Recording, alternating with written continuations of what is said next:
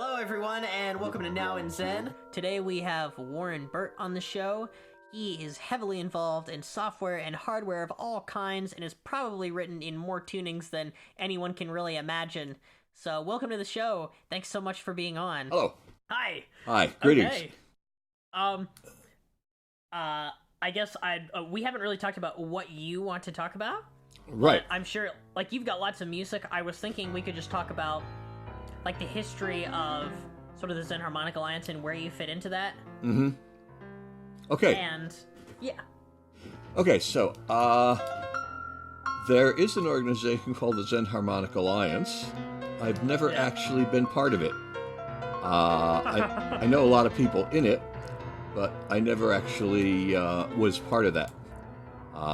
And occasionally I think I was a few email conversations in the late 90s maybe. But mostly I've been working independently on my own. And That's fascinating. What would you have to do to be in the Zen Harmonic Alliance? Would you have to be part of their newsletter? Yeah. There's a newsletter, email group, etc. Yeah. Let's go back to the beginning. I was born very young. When I was an undergraduate at the State University of New York at Albany, which is between 1967 and 71, I found out about people like Harry Partch, and John Eaton came to speak to us and played us a bunch of stuff in his microtonal scales. And then John Cage and Lejaren Hiller came and they talked about their work on harpsichord, which of course has every intonation system from 5 to 52, I think it is, notes per octave on the tape parts, except for 12. And 12 is taken care of by the 3 to 7 harpsichords. And so I knew about the stuff, but I didn't really do it all that much. And then I went to the University of California, San Diego, and that really got me into the whole thing. Harry Partch lived in San Diego at that time, but I never met him. I was always too embarrassed to go over and meet the great man, because to meet the great man, you went over in the morning and you got drunk with him. And I don't drink, so I didn't want to offend the great man. And this is despite the fact that, like, 3 of my best friends were actually working in the Partch Ensemble with Harry. Oh, wow. And who were those? Yeah, David Dunn and Ron Raboy and David Savage. And finally in 1974, I was in San Diego from 71 to 75. Finally in 74, I said to David Dunn, "This is ridiculous, I've got to meet Harry." And he said, "Well, he's just finishing up the revisions on Genesis of a Music. That should be done in 2 weeks, so why don't we set up an appointment after that?" And I said, "That's great. I have to go back east to see my parents for 2 weeks." And so I get back to San Diego, and while I was away, Harry died. Oh, no. So bad timing. Yeah, so never met him. But meanwhile, while I was in San Diego, I got involved in the Serge synthesizer project. And the Serge had oscillators that you could put a sync input into. And if you put a very high frequency, like, say, 8,000 hertz into that sync frequency, then your oscillator would play perfectly tuned subharmonics. And that was sort of interesting. And also the divide by 10 sequencer on the Serge, which was simply a 4017 chip, or was it 4016? I forget the number now. My mind is a bit hazy with old age. Anyway, I think it's 4017 chip, was a divide by 10 counter, and so you could put a sync pulse into that, and then depending on how you fed it back, you'd get anything down to the 10th subharmonic, perfectly in tune. Also, while I was in San Diego, and I was actually at a place called the Center for Music Experiment, they got in for about 2 weeks a Motorola Scalatron organ. This was the one that was traveling around. And in fact, it also, the previous week, had been over at Harry Partch's place. And apparently David Dunn, because Motorola was traveling this thing around, showing people who were interested in it. And David Dunn was there, and he said that after they showed Harry how it worked and he started punching up scales on the pitch buttons, he turned to them with despair and said, It's just what I needed. 40 years too late. Right. Yeah, so... hilarious. I yeah. wonder if that's the same Scalatron that Easily Blackwood used, because he was talking about that, but I think he may have been in Chicago at the time. I wonder how many Scalatrons were made. About 20, I think. Yeah. Yeah, we got one at La Trobe University in 75 when I came to Australia to set up the music department there. And the music department finally shut down in 99. There's all sorts of university politics. I had left the department at the end of 81. And no one knows what's happened to the Scalatron. It was obviously... Oh. It was out of commission. No one had used it for years, but someone could have obviously fixed it up. But no one knows what's happened to it, which is unfortunate because we pretty much know the location of every other piece of equipment that was in that studio. So that's... Anyway, I graduated from San Diego and came to Australia, to La Trobe University and Melbourne, and that's when my whole microtonal thing really took off.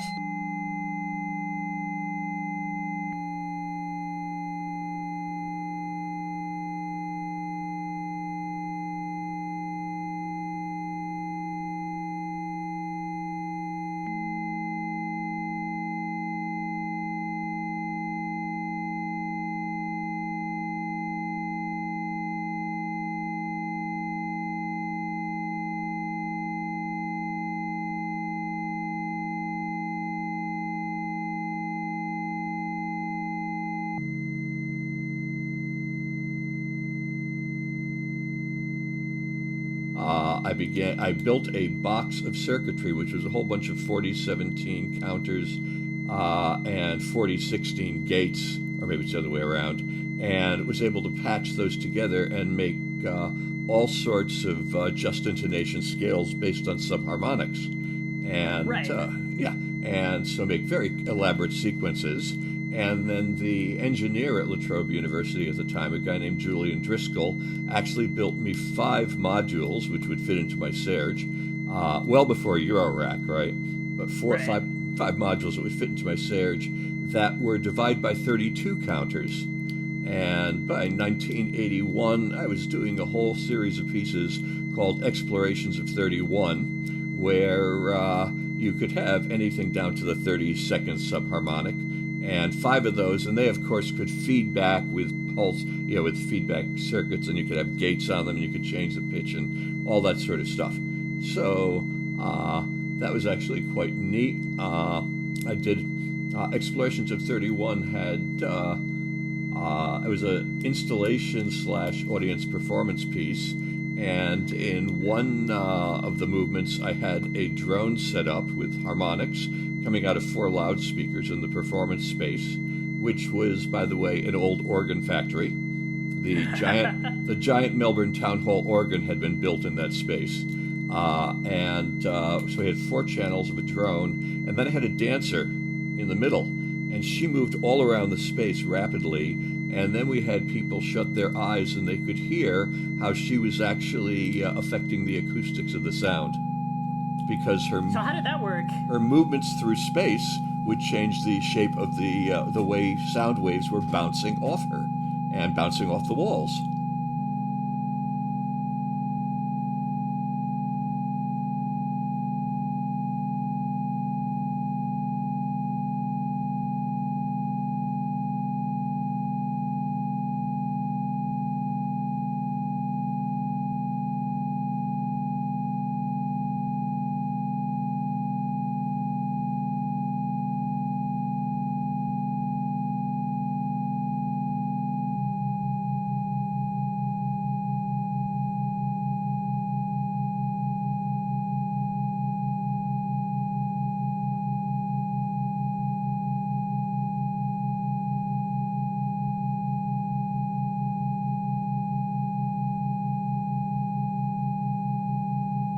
Oh, wow, that's fascinating. And so how much of that did you engineer? You knew all about what would happen in that situation? Or? Well, we in rehearsal, we tried it out. I see. Yeah, let's try this out. I remember, now it's all coming back to me now. This is 1981. That's a long time, or 82, I think. long time ago. But I remember the last movement. That's right. We had the two of us moving, and we didn't use the big loudspeakers in the space. I had a bunch of little polyplanar styrofoam speakers. And so we each held two polyplanars, one in each arm, and then moved while we were moving the speakers. And so the drones were then, diffused by our movements in space. Real low-tech, what the French call it? Their giant, loudspeaker orchestra. Well, this was two dancers, or one and a half dancers, me the half dancer, moving our arms in space with cheap loudspeakers. But again, with drones, so that it was actually bouncing off walls and things. So you had the loudspeakers attached to your arms then? Yeah. Well, we were holding them, and with cables coming off, going to the amplifiers, and we're just moving them in space like that. The speakers are about maybe 10 inches by 4 inches, maybe, in size. Wow, so, yeah. It sounds like it would be, hopefully they're not heavy, but were you having to think about, like, where the cables went and, like, not dropping them? It seems like I would drop it if I was doing that. Well, I mean, they're styrofoam speakers in a plastic frame. So you could very easily just hold them and move them. And the cables just hung down. It was actually, didn't have to worry about dropping them because they're very light. Yeah. Yeah. Well, that's really cool. So would you say that in most of your compositions, space plays an important role? Because I've heard some of your compositions from, like, harmonic fields, and it seems like you definitely have an interest in beating that sort of comes from dissonances that are either really, really close together or wolves. That's right. And that's a really, really interesting characteristic. Yeah, and I have to actually give credit where credit is due. I was introduced to the idea of tuning two oscillators onto any particular pitch or more to create beats, although I'd certainly experienced it before, but the first person who turned me onto it as a compositional resource was Charlemagne Palestine. Charlemagne and I were buddies when we were in California. He was a student, first a grad student, then a teacher at California Institute of the Arts, and I was a grad student at UC San Diego. And there was a lot of back and forth between Cal Arts and UC San Diego, mainly because of Joel Chataby, because Joel had sent me to UC San Diego, or I'd recommend I go there, and two of his other students, Rich Goldstein, also known as Rich Gold, and Randy Cohen, also known as the ethicist from the New York Times, they both went to Cal Arts. So we had a lot of, excuses to get together. And also, also things like Hal Budd at Cal Arts and Pauline Oliveros at UC San Diego were good buddies. So, lots of back and forth. That's how I also got involved with the Serge project, because Serge was at Cal Arts. I built a Serge for the Center for Music Experiment in San Diego. I later built one for La Trobe University in Melbourne, and I also had my own Serge. So there were a lot of Serges floating around. Yeah. How do you spell Serge? Is it just Serge? That's it. Yeah, in Serge, as in the Russian name. So it's not an acronym? No. It doesn't stand for standard engineering, whatever, Right. Yeah. Well, it's fascinating. So would you say that your interest in oscillators and getting things perfectly tuned leads you to write in just intonation? Well, that was the start. But then very quickly I got into all sorts of things. I mean, Serge actually made a what's called a new timbral oscillator, and that was able to be controlled very precisely, and it didn't drift. And so I was able to then start exploring all sorts of things. I read Harry Parch's book early on in Australia, so that got me into just intonation. But I also began playing around with all sorts of equal temperaments. And so by the late 80s, I was playing at any scale imaginable. And what I usually say when I'm doing a lecture is actually I'm an intonational slut. I'll sleep with any scale. I'll sleep with any scale for a week. As long Incredible. That's just like me. Of course, however, it must be a deep, sincere, and meaningful relationship with that scale. Well, there you go. Yeah. That's sometimes hard to get after just a little while with it. I'd say that some scales have been more resistant than others. You work with a lot of scales that have lots of different notes, right? Yeah. Sometimes I do, and sometimes I work with like 5 random pitches. Right. Yeah. One set of compositions. Oh, sorry. Keep going. Sorry. In fact, I was just reading an article by Robert Erickson, who is one of my teachers in San Diego. In fact, I just wrote liner notes for his latest CD on New World Records, and in this article,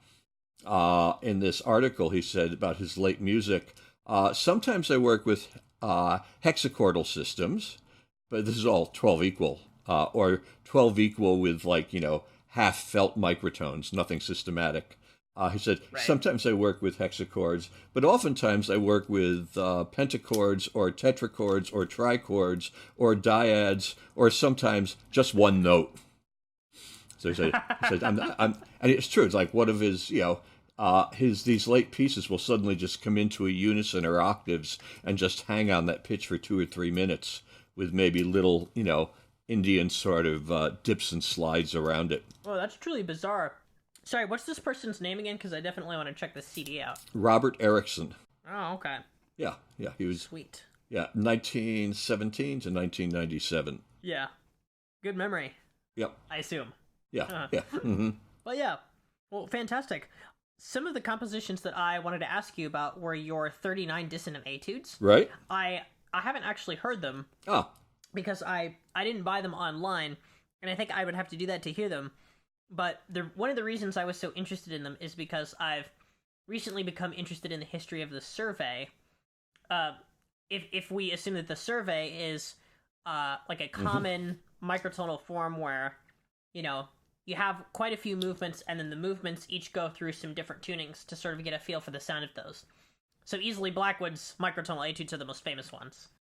Right, and Ivor Derrig has like several volumes of those, and then his student Brian McLaren, who's still around, lives in Corvallis, Oregon.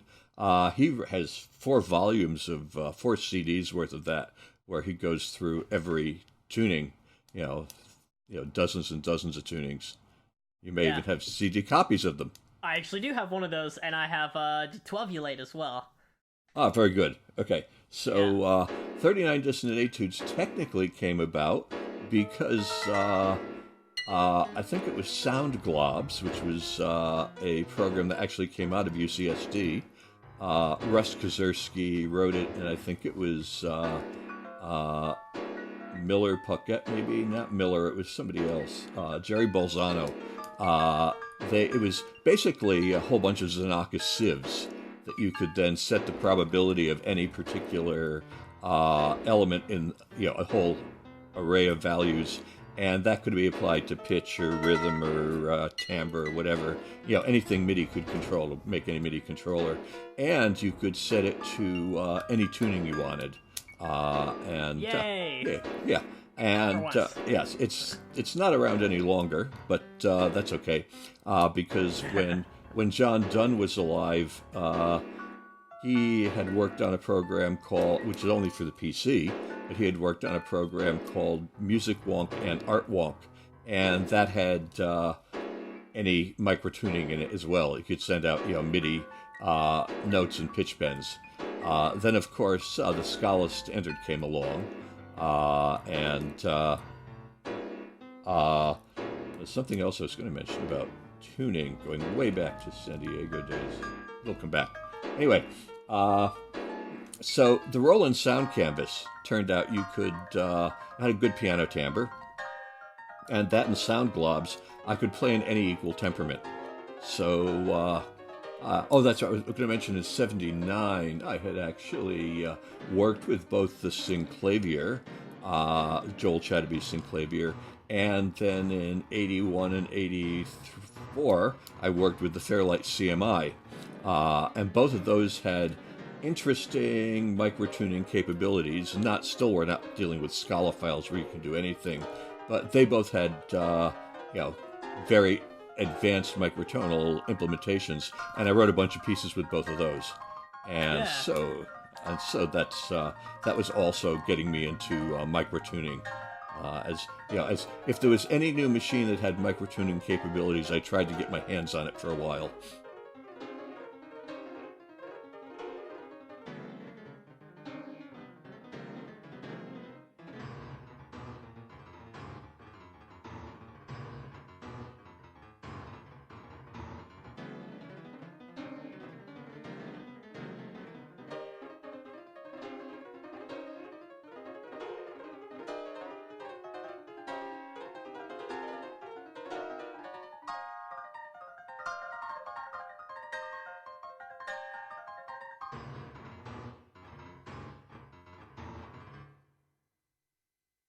That's fantastic, yeah, because you gotta have the means to write in those things. So would you say most of your microtonal work is for electronics? Do you write any microtonal pieces for real instruments? Or not real instruments, acoustic instruments?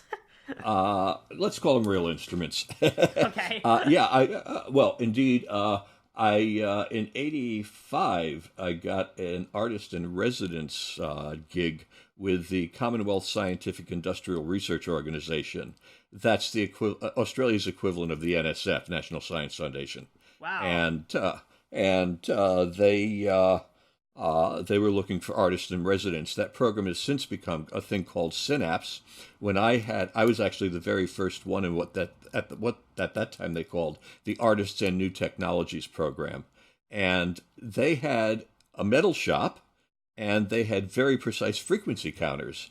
And I said, okay. When I was in high school or early university, the father of a friend was a tinkerer, and he had made a single aluminum tuning fork, maybe about that long, or aluminum for the American audience, an aluminum tuning fork.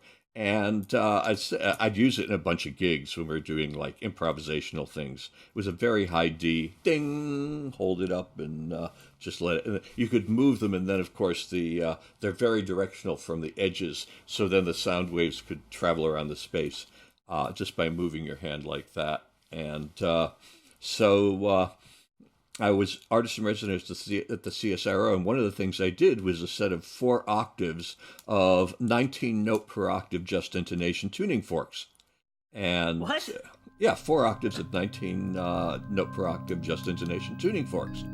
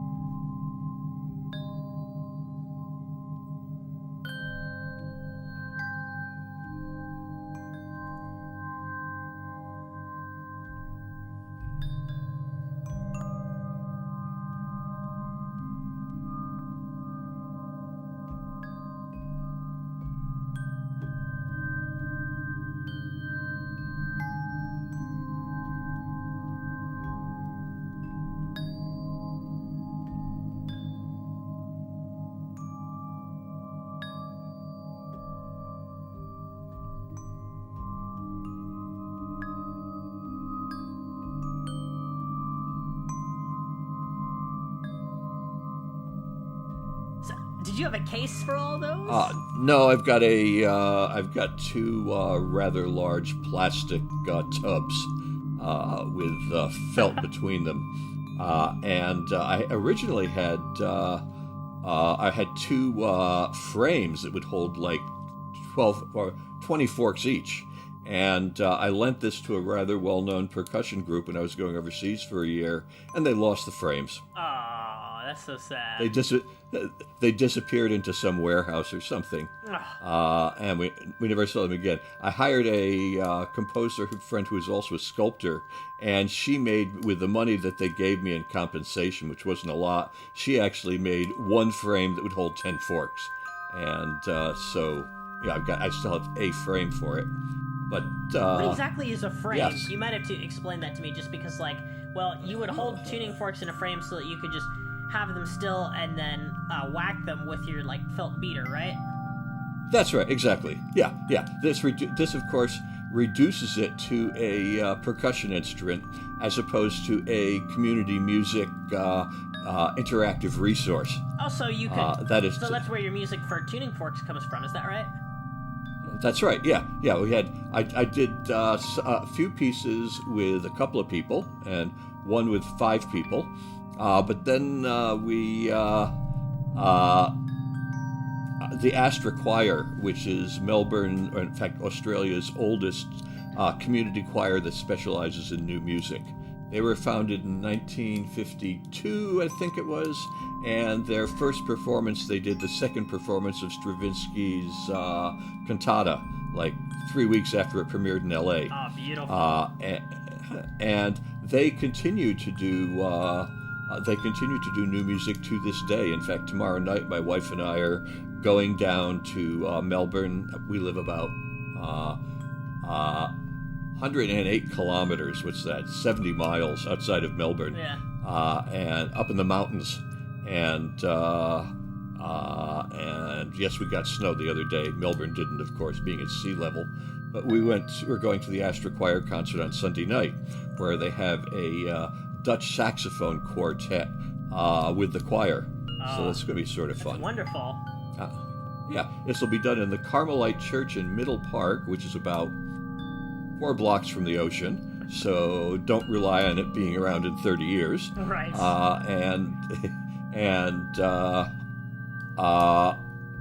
The Carmelite Church is a gorgeous acoustic. It's really stunning. So anyway, Astra Choir, the conductor said these forks are neat. I said, well, I've got 40 of them. We had 40 members in the choir at that point. I said, I've got 40 forks. In fact, I've got 76 forks, and so we picked out 40 that would work. And we did it in the dome room of the State Library of Victoria, which is a rather large rotunda, and it's 5 stories tall, and it's about 8 stories wide, just to give you an idea of its size. Wow. And they have old balconies on all the floors. So we put the one choir member per little balcony. And so we had 40 members of the choir playing tuning forks. Not only did they play the fork, but that would give them their microtonal pitch to sing, so they could actually be in tune. The choir could sing microtonally without having to learn microtonality. Yeah. They just had to match the pitch of their fork. And then another thing I'd done when I was at the CSIR, I'd taken an old clapped-out accordion and had retuned it to 12 notes of that 19-note scale.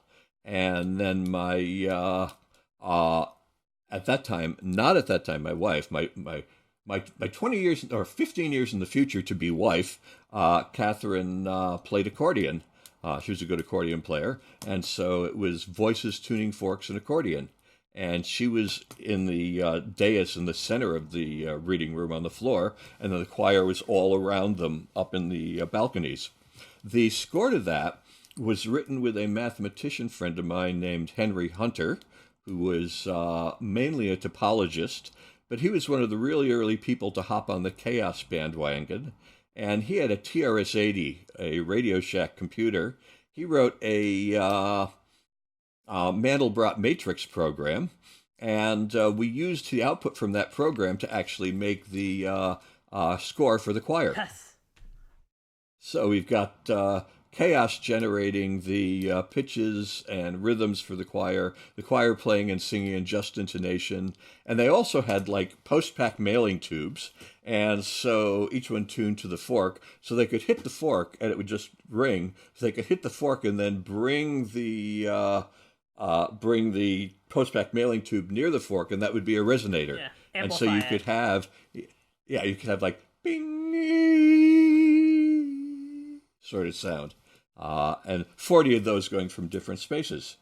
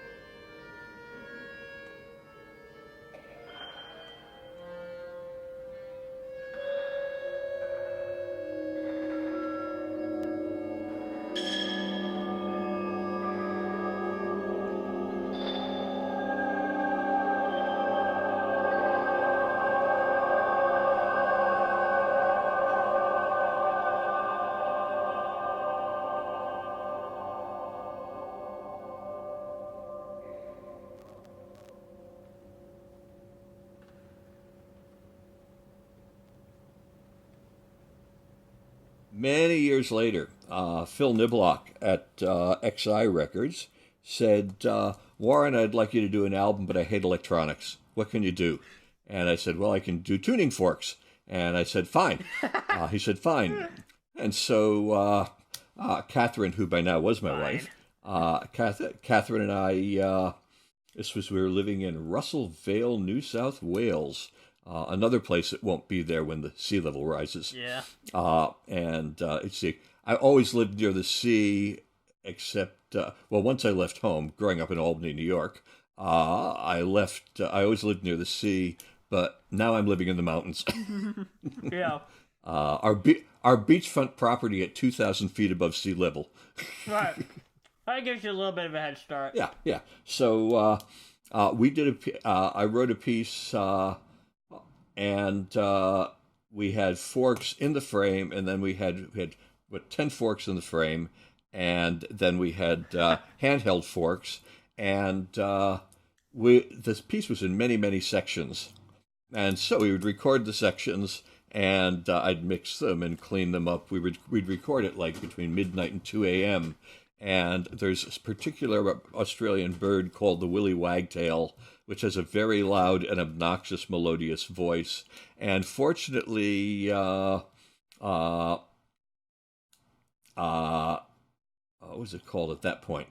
Now it's called Adobe Audition. It was before that; it was something else. But that had just they had just introduced a spectral editor.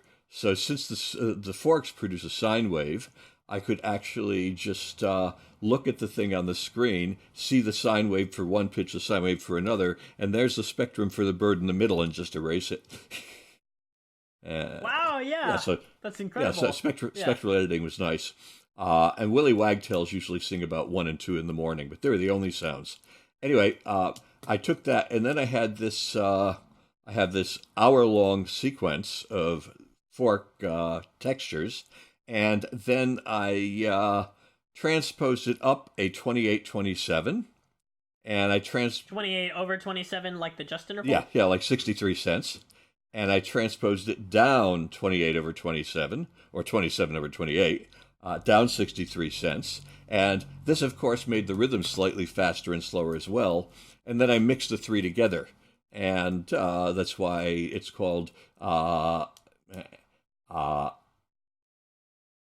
and the second half of the title is And the Archytan Transpositions, because 28 over 27 was the one that Plato's buddy Archytas proposed would be the opening, the bottom interval in all the tetrachords. Oh, yeah. So how does that relate to 64 over 63 then? I can't remember. It's been a long time since I've read that material. Yeah, because I don't know about 28 over 27, so I'm just trying to like make that connection since I know that 64 over 63 is the Archytas gamma. Okay, gamma, right? But he probably had it probably worked out some. I can't remember. Yeah, it's been a long time. Like I say, I read Ptolemy in Latin back in '84 and in English back in like '91. So I haven't looked at that stuff in a long time. Yeah, it's been a while. Yeah. Mm-hmm.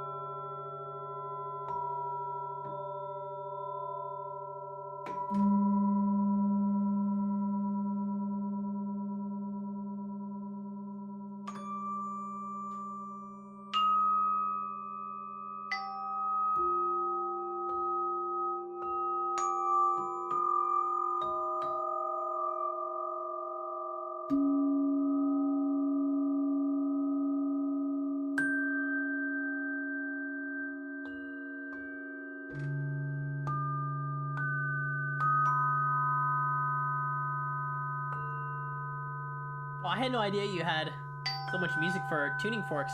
Would you say that the chaos that was generated to create the score sometimes resulted in moments where things sounded justly tuned, or would you say that almost never happened? And can you hear that with the forks? Okay, so with the forks, they're already in just intonation.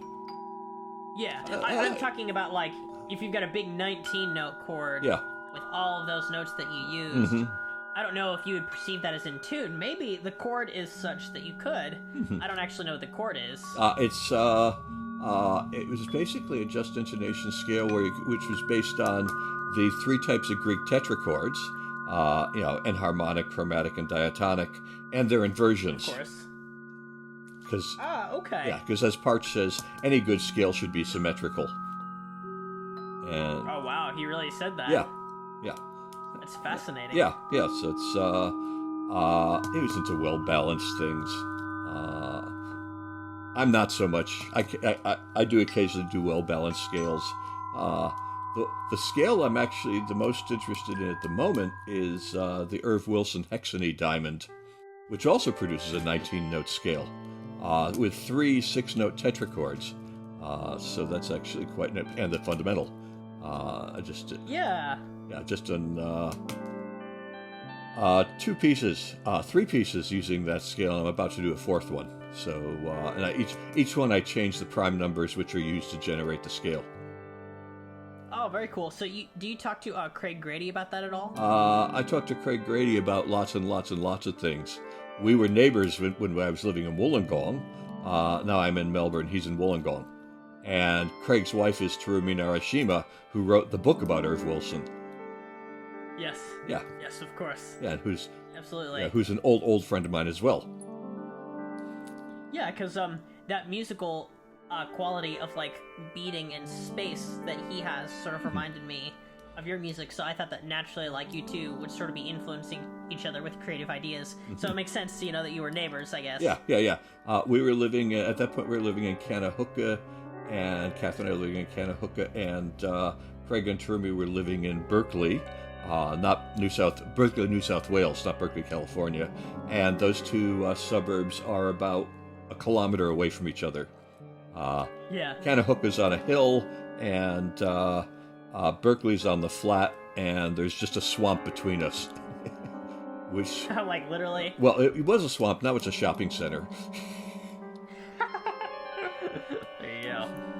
Yes, urban development everywhere. Yeah, absolutely. Well, it's such an honor to have you on the show, since you're somebody who has been doing equal temperaments longer than a lot of people, or like one of the first people to really explore a bunch of them. So were the 39 Dissonant Etudes early enough that they were sort of, among the pioneer works there? No, that's 92. A lot of people had done them before that. But I happened to, in 91 or 92, I happened to get a role in Sound Canvas, which then made those tunings possible. Yeah. Awesome. As new technologies come along that make scales available, I'm just it's too much of a temptation to not then go look at those scales. Yeah, absolutely. So would you say your approach has changed over time from how you use scales with lots of notes? What I mean by that is, like, maybe back in earlier times it was more difficult to generate a scale with lots and lots of notes in an octave, and now it's a little bit easier. Do you even, like, when you play with a lot of scales in the octave, do you use just a big keyboard and do that, or do you, like, think about the numbers in your head in advance first, or what's your workflow like? It's different for every single piece. Oh, wow. I can't imagine that. Yeah, I don't have a particular method of working. I occasionally use a keyboard, I occasionally don't. I occasionally use experimental keyboards on the iPad, which are quite nice. Like it's having a terrible time with names of software this morning.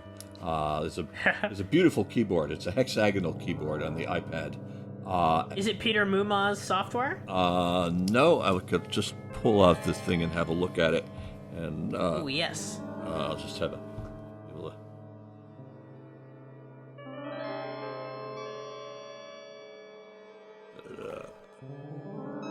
So I just got to find it in all this. Yeah.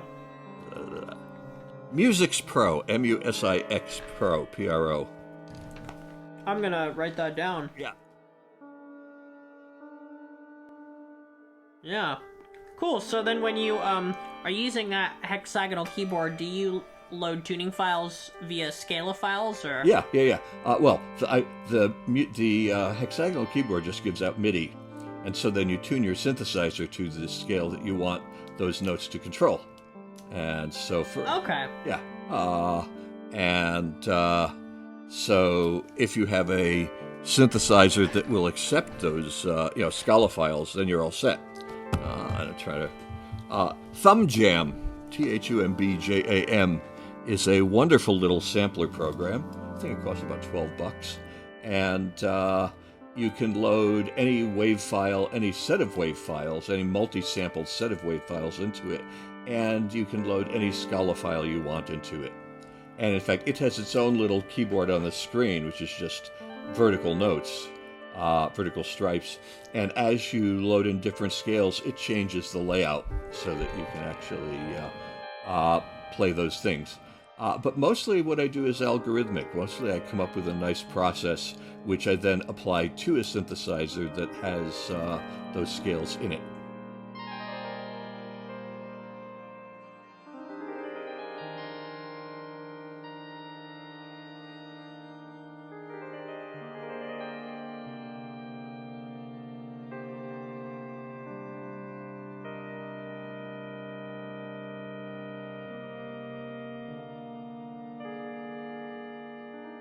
Yeah. So you would say that most of your output is algorithmic then? Yeah, most of my work is process-oriented in some way. I very seldom do a piece that's purely expressive. Yeah. That's fascinating. Mm-hmm. Because I wouldn't have thought that from listening to your pieces. I maybe would have even thought the opposite, but I guess it's a testament to the power of algorithms to, like, sort of get this kind of texture where you're always changing and things seem really fresh and interesting, which is especially possible with microtonality as well. Mm-hmm. So yeah. Yeah, well, an algorithm is, well, let's look at some of the horrific algorithms that are mangling our society, like Facebook and Google and Amazon and things, how they predict what you want. Oh yeah, that's always scary. So, yeah, an algorithm is only as good as the artist who makes it. Yeah. Instead of composing directly the notes, you're composing the process that generates the notes. And so yes. a lot of skill and a lot of ears has to go into that. When I say ears, I mean you listen, and it's like, nope, not doing it. Nope, not doing it. That's doing it. So then, like, well, what little change did I make to see that? Also, I've had many years of working on improvised theater and music with a man named Al Wonder, who's a choreographer, and he was a student of Alvin Nicolai in New York. Al has this method for teaching dancers and actors called positive feedback, where the improviser does something and then only tells the audience what they like. They are not critical. They are not constructively critical. They are not negative. They only talk about what they like. And then the audience has to respond to them with what the audience liked about it. So nobody talks about anything negative. And it's an amazing way of reforming people's consciousness. So when I'm listening to this, it's like, what is it that I like about it? What is it that I like about it? I like that. What makes that which I like? And how can I push that a bit? So perhaps because I'm actually looking for things that I like, the stuff gets a bit more, human quality to it.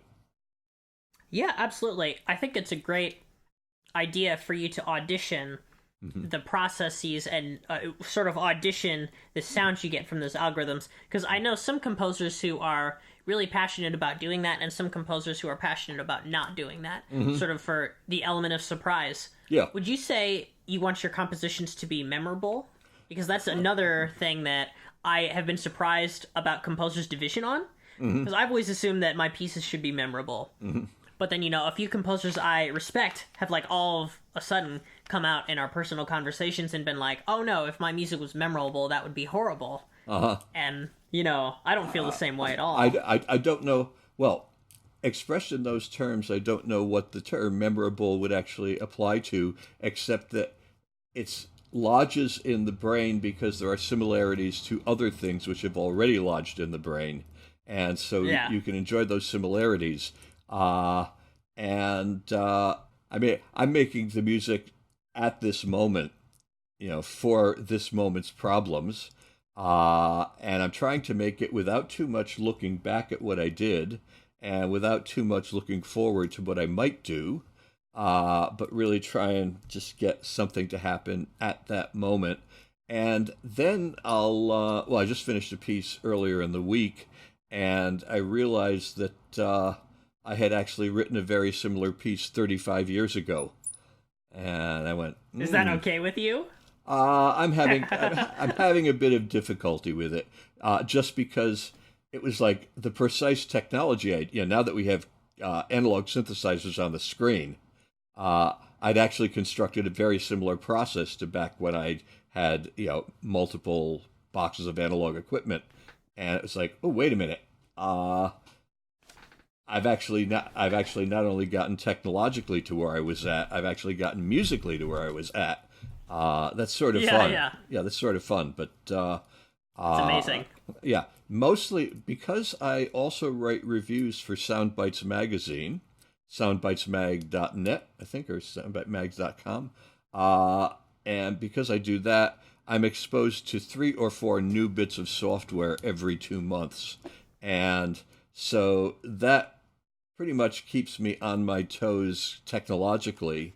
But then I'm always looking at a new piece of software saying, what can I compose with it? What sort of processes can I do with that? And that often pushes me into areas I wouldn't be in normally. Yeah. Well, that's fantastic that you're always doing that for yourself, and that's part of your work. Would you say that we've lost anything from moving to digital synthesizers, as someone who's worked with both extensive amounts of hardware that do microtonality as well as software? I don't think we've lost anything by going to digital. I think we've expanded. It's like nothing replaces anything. It's all and. And then when you get some company like Arturia that makes things like a VCS3 clone with all digital technology that sounds identical to the original analog thing, what's the difference? Right, yeah. Who even noticed that? Except that, actually there is a big difference because it doesn't go out of tune and you have a little box of knobs in front of you as opposed to the piece of wood there. The physicality is very important. I remember Kenneth Gaburo,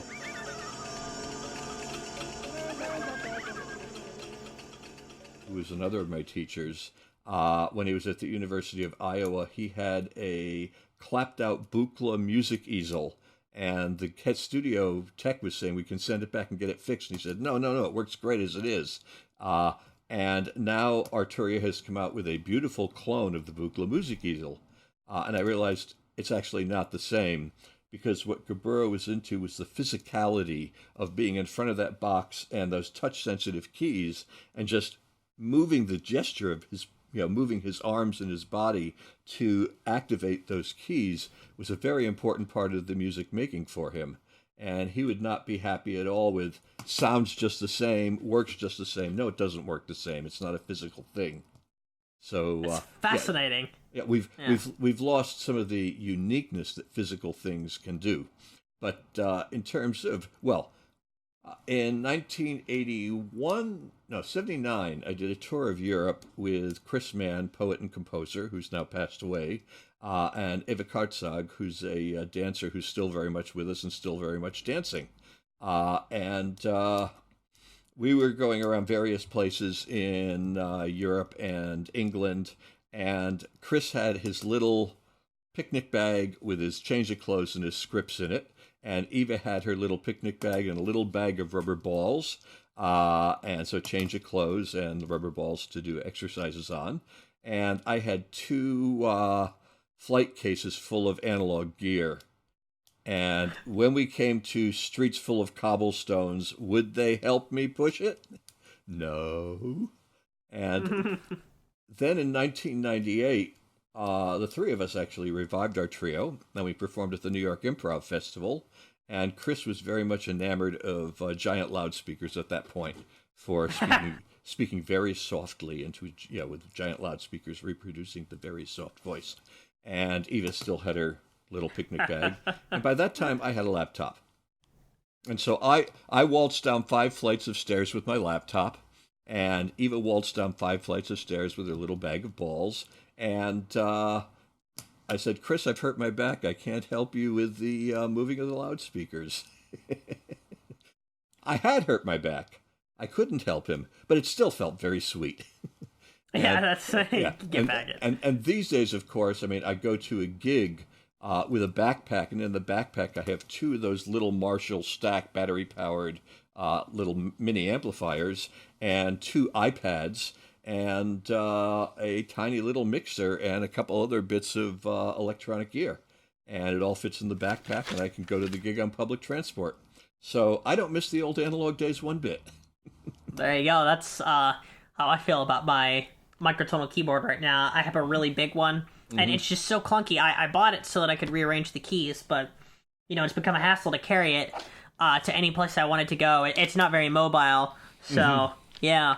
Here, I got another question for you. I was wondering if you could talk about your correspondence with John Chalmers and Irv Wilson, since you have pieces sort of as portraits of them in the Harmonic Fields album.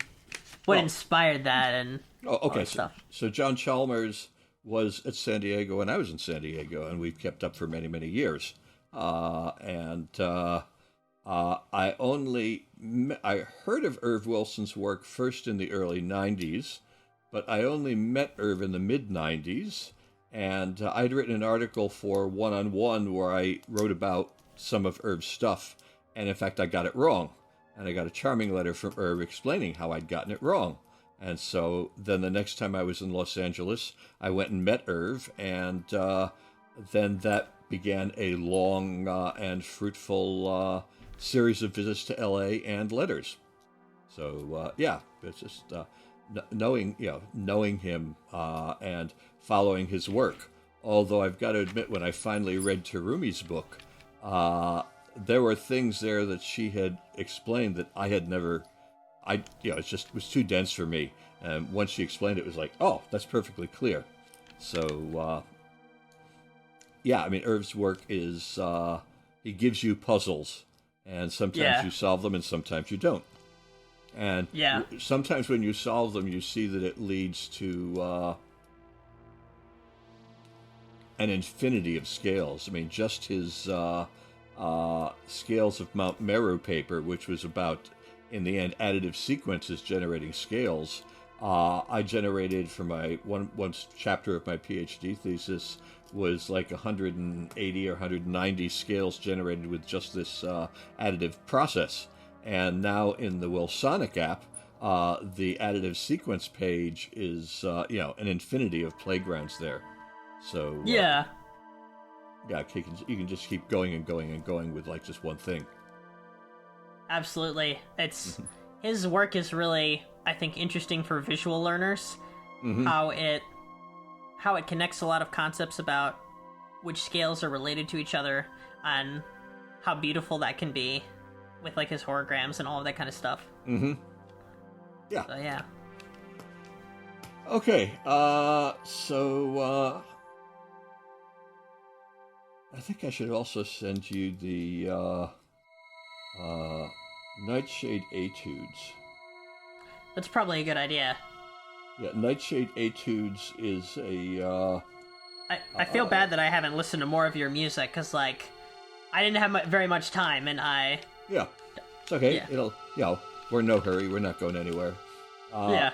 The Nightshade Etudes is a piece where John Donne and his wife Marianne Clark, she was head of biology at many years at Texas Wesleyan University, they did a whole bunch of papers on the sonification of proteins.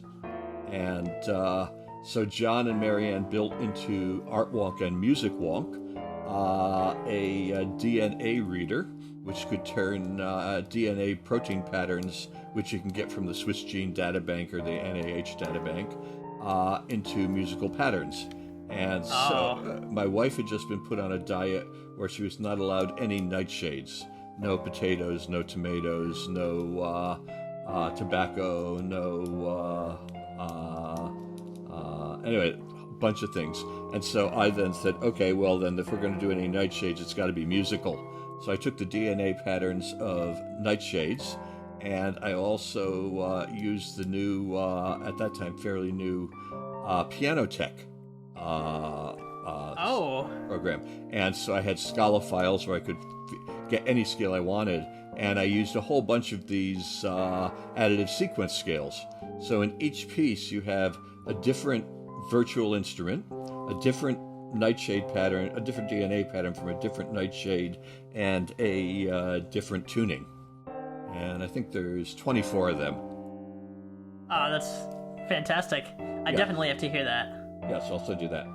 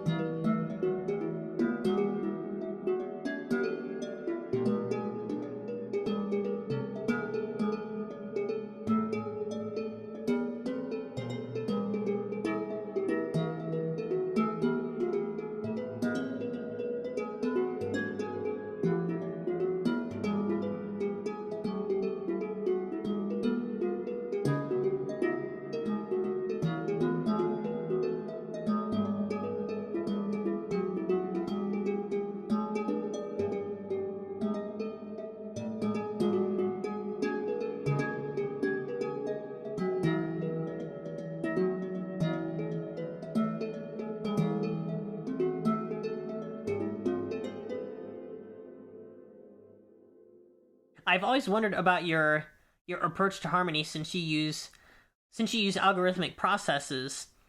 How does that influence how conscious you are about the harmonic progressions?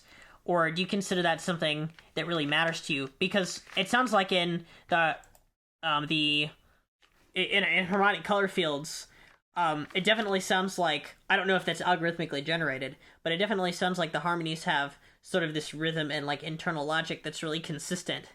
So do you find that having like an internal logic in a composition and using algorithmic processes are at odds with each other, or do you think they enforce each other based on how you write algorithmically, or? Well, it depends. If I'm just generating individual melodic lines, and all those lines are in the same scale, then your harmony is sort of found object versions of microtonal versions of, what did they call it, pandiatonicism.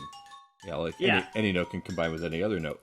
But if you then have, let's say, a sequencer with columns, and each of those columns has a microtonal chord on it, and now you're using an algorithm to select between the chords, you've now got only particular chords are going to happen. This is a trick from the John Cage String Quartet of 1950.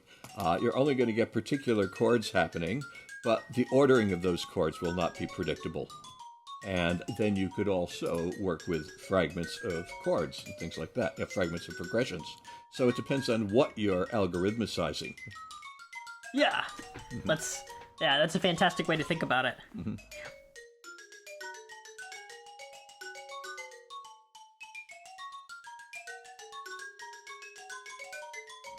I had one more question. Where did it go?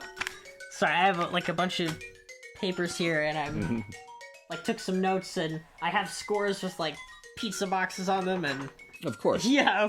What else would you have?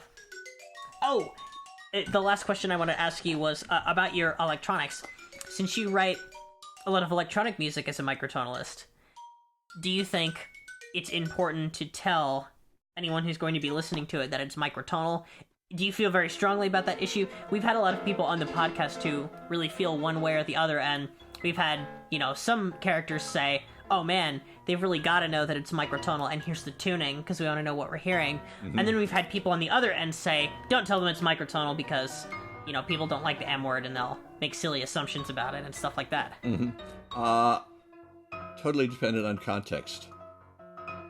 If I were speaking to a music theory conference, I would be going into sets and subsets and inversions and blah, blah, blah, blah, blah. If I'm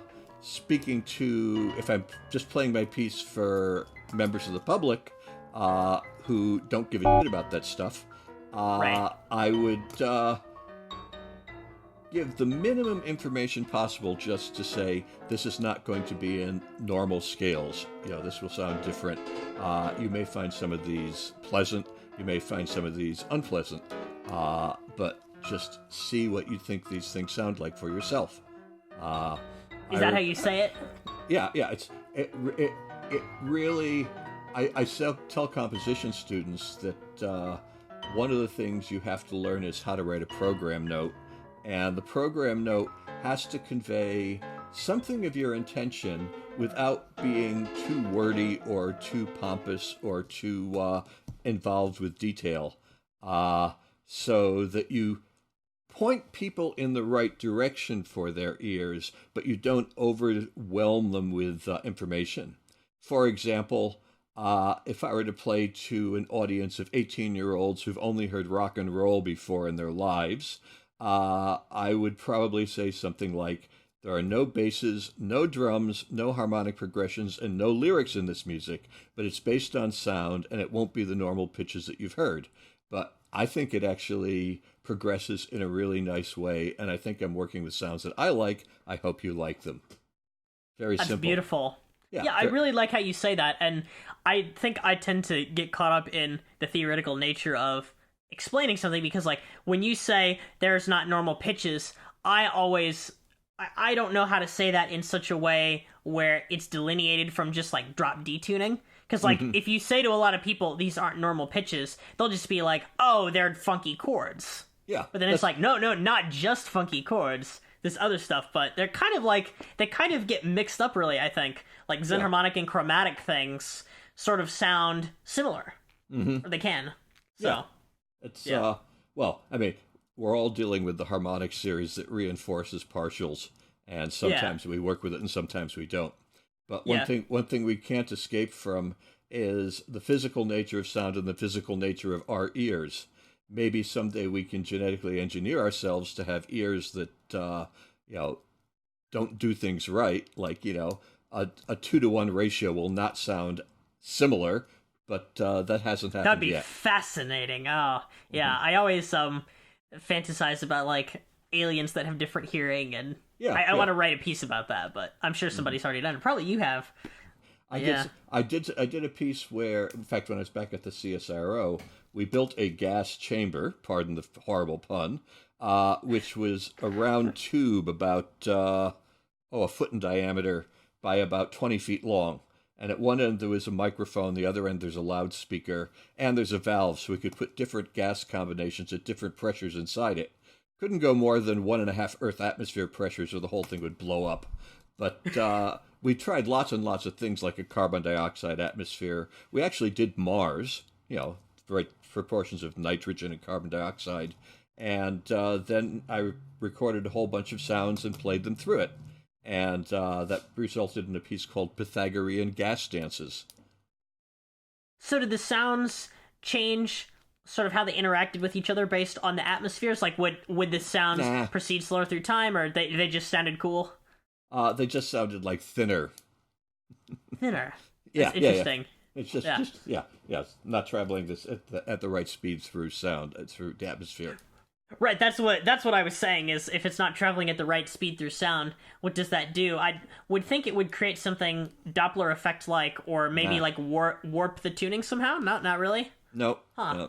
No, not at all. Not at all. Anyway, we should go. I've got to actually go with my wife on an errand up to the next town, which is 30 miles away. Yes, absolutely. Well, thank you so much. This was Warren Burt. Thanks so much for being on. Do you have any new projects you want to promote, or something you want to give a shout out to at the end of the podcast? Just go to my website, www.warrenburt.com. That's WARRENBURT.com, and I try to keep people up to date with latest adventures. Yes, you heard him. Go to warrenburt.com. This is my order as podcast host. Go there. Okay. Well, thanks. Thank you very much. All right.